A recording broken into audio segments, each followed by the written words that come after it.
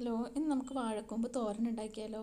അതിനായിട്ട് വാഴക്കൂമ്പിൻ്റെ ബ്രൗൺ ആയിട്ടുള്ള തൊണ്ടൊക്കെ എടുത്ത് മാറ്റിയിട്ട് അതിന് ചെറുതായിട്ട് അരിഞ്ഞ് നമ്മൾ വെള്ളത്തിലിട്ട് വെക്കുക. അതിൻ്റെ കറ പോകാനായിട്ട് 10 മിനിറ്റ് വെള്ളത്തിലിട്ട് വെച്ച് കഴിഞ്ഞ് കഴുകി വാരി അത് വെള്ളം പോകാനായിട്ട് എടുത്ത് വെക്കണം.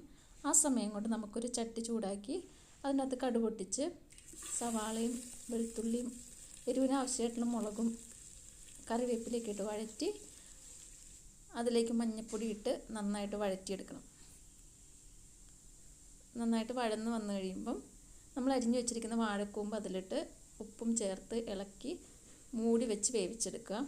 വെന്ത് വന്നു കഴിയുമ്പം നമ്മൾ ഉപ്പിട്ട് വേവിച്ച് വെച്ചിട്ടുള്ള ചെറുപയർ ആഡ് ചെയ്ത് കൊടുക്കാം. അതൊന്ന് മിക്സായി വന്നു കഴിയുമ്പം അതിലേക്ക് ചെറുകിയ തേങ്ങ ഇട്ട് നന്നായിട്ട് ഇളക്കി 5 മിനിറ്റ് മൂടി വെച്ച് വേവിക്കണം. നമ്മുടെ വാഴക്കൂമ്പ് തോരൻ ഇവിടെ റെഡി ആയിട്ടുണ്ട്.